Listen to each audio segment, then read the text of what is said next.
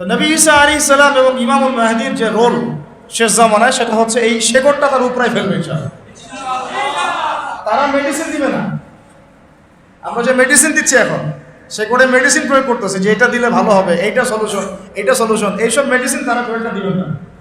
তারা আসবেন শেকড়টাকে উপরে ফেলতে, উপরে ফেলে নতুন একটা পবিত্র গাছ রোপণ করা হবে। ওই গাছের উপরে 40 বছরের খেলাফা কায়েম হবে ইনশাআল্লাহ। এটা কেমন? এটা হচ্ছে আবু জাহেলের যুগ, মনে আছে আবু জাহেলের যুগ? আইয়ামে জাহিলিয়াত। আইয়ামে জাহিলিয়াত মানে হচ্ছে শিরক। আইয়ামে জাহিলিয়াত মানে মূর্তি পূজা। আইয়ামে জাহিলিয়াত মানে রিবা, সুদ।